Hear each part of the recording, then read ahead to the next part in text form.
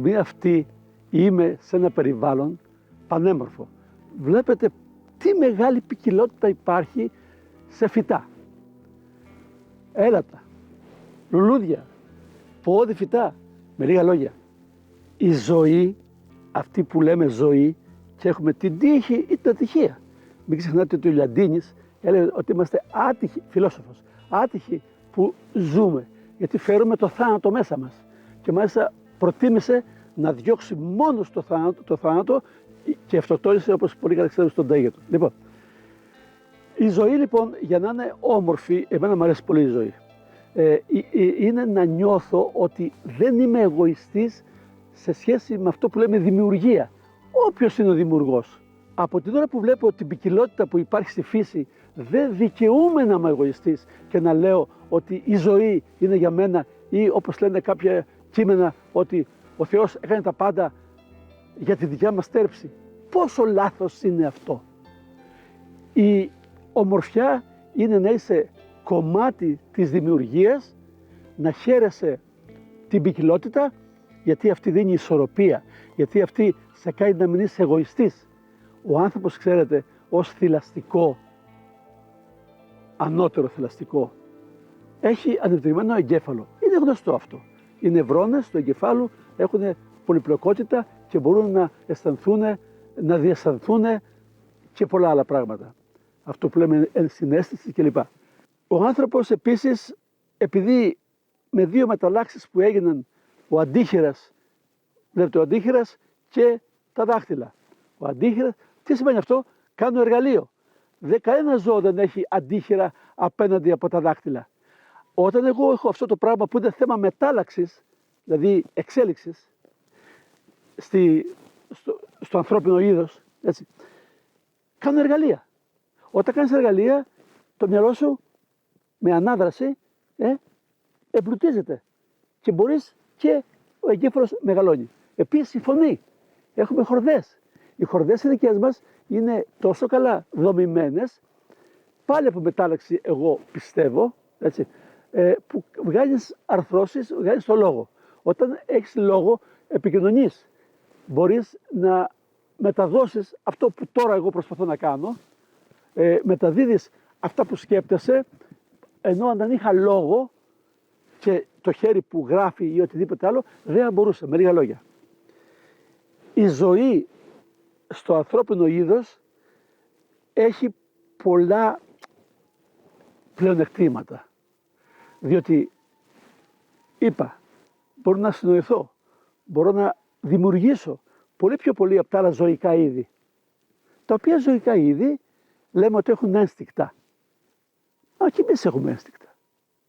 Απλώς σας λέω μπορούμε να επικοινωνούμε. Με λίγα λόγια.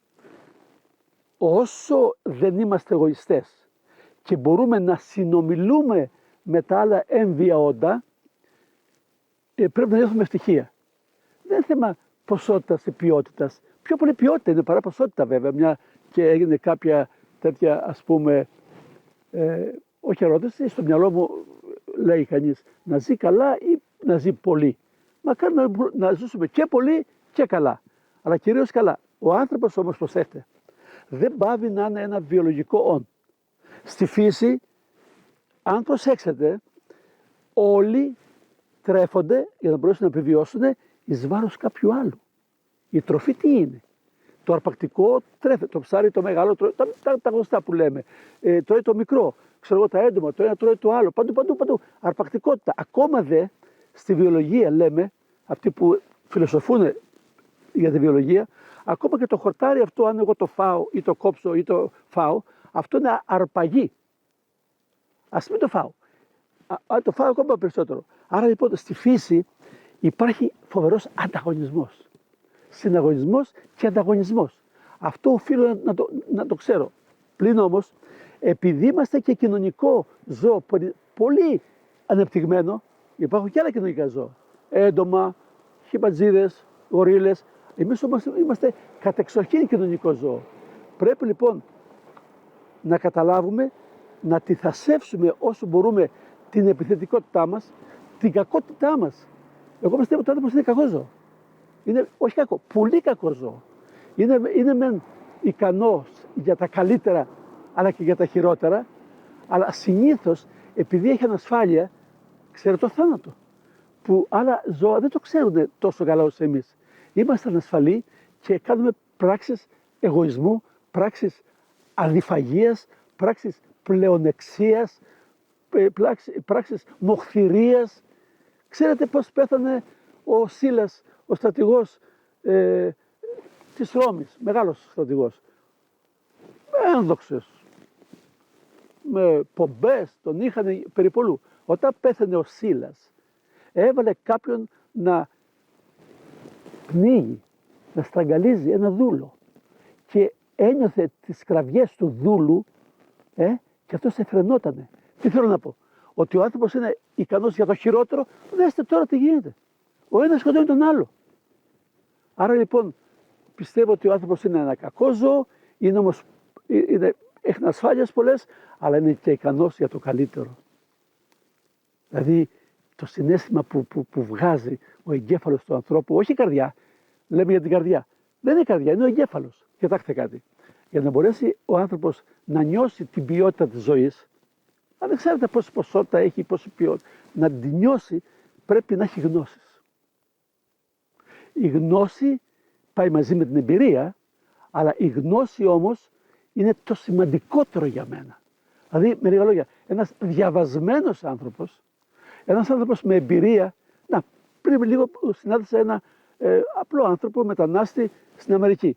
Ξέρετε τι ωραία μιλούσε, γιατί είχε εμπειρίες. Αν έχει και γνώση μαζί, μιλούσα κάποτε με έναν επίσκοπο. Μιλάω, μου αρέσει οι άνθρωποι που είναι του πνεύματος, ας πούμε.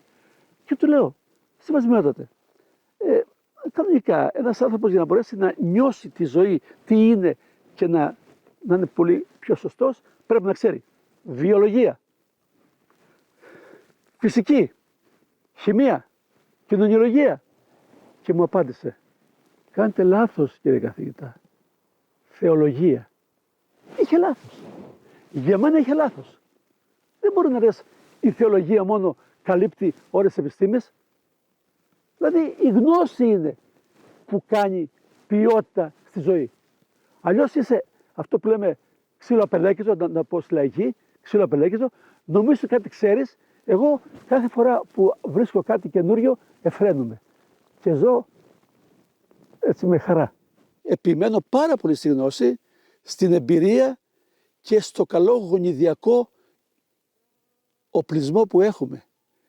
Πώς διαμορφωθήκαμε από τους προγόνους μας, ξέρετε, μέχρι και 5η, 7η γενιά τα γονίδια. Λοιπόν, αλλά και από το περιβάλλον. Άρα λοιπόν, ευτυχής είναι αυτός που έχει γνώσεις, βρέθηκε στο σωστό περιβάλλον, είχε καλούς δασκάλους, είναι ταπεινός, έχει αγάπη και είναι πλήρης. Όχι όμως τυπολατρικά. Γιατί αυτό που βλέπω είναι η τυπολατρεία που εν είδη μαγείας. Δηλαδή πάτε σε μια εκκλησία και πάτε, λέω, στον οποιοδήποτε, στον εαυτό μου μιλάω τώρα αυτή τη στιγμή. Λοιπόν, και πρέπει να κάνεις κάτι σε τύπους, κάτι τυπικά για να νιώσεις ωραία. Βοηθάει το τοπικό, αλλά δεν είναι το μείζον. Το μείζον είναι ο εσωτερικός σου κόσμος, τι έχεις εισπράξει, τι βγαίνει από το γονιδιακό σου υπόστρωμα, τι βγαίνει από τις γνώσεις, από το περιβάλλον, τι εμπειρίες έχεις για να πεις αν είσαι ευτυχισμένος ή όχι. Τα πράγματα δεν είναι τόσο, είναι πολύ σύνθετα με λίγα λόγια. Εγώ προσπαθώ πάντως να είμαι ευτυχισμένος όταν αναγνωρίζω ότι είμαι ταπεινός μπροστά στο δημιούργημα που βλέπω γύρω μου. Ξέρω πολύ καλά ότι δεν έχω άπειρες δυνατότητες. Από λόγους καθαρά βιολογικούς. Αυτό που λέμε πνεύμα, πιστεύω ότι εδράζεται σε βιολογική βάση. Ίσως φαίνομαι πολύ πραγματιστής ή πολύ, δεν ξέρω, αυτό που ρεαλιστής. Δεν μου αρκεί το πνεύμα. Εγώ θέλω να το ερμηνεύσω, αν υπάρχει ή όχι. Και αυτό το μεγάλο ερώτημα της ζωής. Με απασχολεί, βεβαίως με απασχολεί. Αλλά δεν κολλάω στις τυπολατρίες, να το πω έτσι απλά. Γι' αυτό προηγουμένως μίλησα για τυπολατρία.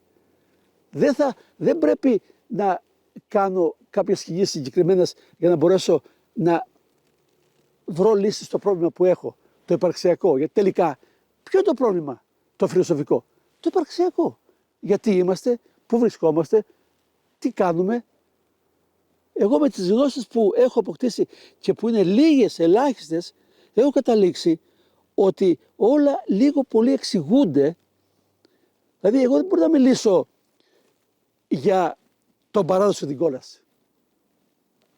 Δεν μπορώ. Εγώ πιστεύω στους αστροφυσικούς, το Big Bang που όλοι ξέρουμε τι είναι, και συνεχώς η επιστήμη εξελίσσεται, γι' αυτό δεν δίνω βάση πολύ στη γνώση. Ως βιολογικό δεν μπορώ να αποδράσω από αυτό που ήμουνα νέος. Τώρα βέβαια που έχω μια εμπειρία μεγάλη γνώσης και εμπειριών, πραγματικά δεν έχω να λέω ρε εσύ μπας και έκανα καλύτερα όταν ήμουν νέος. Δεν θα το έκανα. Διότι ο νέος άνθρωπος έχει άλλου είδους αναζητήσεις. Αλλιώς δεν είναι νέος. Και αυτό είναι στη δημιουργία. Να υπάρχει εξέλιξη. Δηλαδή να υπάρχει μανία για κάτι διαφορετικό. Βλέπετε τα νέα παιδιά. Αναζητούν. Βιολογικό είναι αυτό, ξέρετε. Οι ορμόνες είναι αυτές που σε κάνουν να μην παρατήσει, να μαθαίνεις.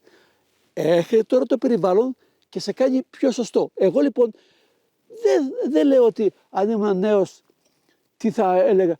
Τίποτα, θα έλεγα άσχετα από αυτά που λέω. Άσχετα. Γιατί είμαι νέος. Δεν έχω εμπειρίες, δεν έχω γνώσεις. Με λίγα λόγια, έχω 2 λέξεις. Εμπειρία και γνώση. Δεν πιστεύω σε κάτι το υπερφυσικό, το πνευματικό που μου έρχεται ξαφνικά από τον ουρανό και διαφοροποιούμε στη φιλοσοφία μου. Δηλαδή ο Σοκράτης, οι πατέρες της Εκκλησίας, διάφοροι. Μακάρι να είχαν γνώσεις, θα μιλάγανε ακόμα καλύτερα. Δεν είχαν γνώσεις, δεν ξέραν τι συμβαίνει, δεν ξέραν φυσική, κβαντική, δεν ξέραν τίποτε. Άρα λοιπόν μερικές ερωτήματα που κάνω στον εαυτό μου, τα απαντάω πάλι με επίμονα και σταθερά ότι ας έχω πιο πολύ γνώση, ας έχω πιο πολλές εμπειρίες. Το μάθημα είναι να ακούς τους σοφότερους. Όσο μπορείς τους σοφότερους. Και ταυτόχρονα να αμφισβητείς. Μην τα παίρνεις όλα αυρόχειες πως εσύ. Να αμφισβητείς. Άρα είναι ωραίο πράγμα να ακούς τους σοφότερους. Τους διαβασμένους με λίγα λόγια. Όχι όμως τους αιμονικούς. Τους θρησκόληπτους για παράδειγμα. Ή αυτούς που είναι αιμονικοί σε διάφορα πράγματα. Όχι. Νέους ανθρώπους θέλω. Και πραγματικά πιστεύω ότι έχω κάνει το χρέος μου και ακόμα το κάνω. Το χρέος μου αυτό, νέοι άνθρωποι να έρθουν. Αλλά και απλοί άνθρωποι. Πριν από λίγο είχα μια ομιλία και χάρηκα που ήταν έστω 3 από τους 503. Ήταν ένα πανηγύρι τέλος πάντων και ωραίο το πανηγύρι. Ο άνθρωπος εφραίνεται και πάντα είναι θέμα. Λοιπόν, και αυτοί οι 3 λέω, κοίταξε να δεις κάτι. Με μάθανε κάποια πράγματα τα οποία δεν ανάγκη να τα πω. Λοιπόν, άρα λοιπόν, ναι, όσο περνάει ο χρόνος, νιώθω καλύτερα μέχρι επιμένω και αστεία και σοβαρά να πάθω Αλτσχάιμερ. Άρχισα το συλλογισμό μου, μάλλον το λογισμό μου καλύτερα, στον εαυτό μου, από τη φύση. Και εκεί θα τελειώσω. Διότι η φύση, αν είσαι ταπεινός και είσαι γνώσεις και καταλαβαίνεις τι συμβαίνει, σε κάνει πραγματικά να νιώσεις μια ευτυχία. Δεν είσαι εσύ μόνο, γιατί είσαι ταπεινός. Η λέξη ταπεινότητα είναι πολύ σημαντική. Άρα η ταπείνωση έρχεται μετά από τη γνώση. Εδώ είμαι σε ένα περιβάλλον τώρα που βλέπω τα έλατα, η λίμνη πίσω μου κλπ. Τι όμορφο πράγμα είναι. Δεν θέλει πολλά ο άνθρωπος να νιώσει ευτυχής. Δυστυχώς στεναχωριέμαι που δεν έχουν βρει πολλοί άνθρωποι, λέω εγώ, και τη γνώση και την εμπειρία και το περιβάλλον να τους φτιάξει, να τους μορφώσει, να τους φτιάξει. Λοιπόν, γιατί βρεθήκα σε ένα περιβάλλον που δεν ήταν το κατάλληλο. Εγώ νιώθω ευτυχής και θέλω πραγματικά να νιώθω ότι πρέπει να μάθω κι άλλα όσο μπορώ, επιμένω, πριν ο εγκέφαλός μου με προδώσει.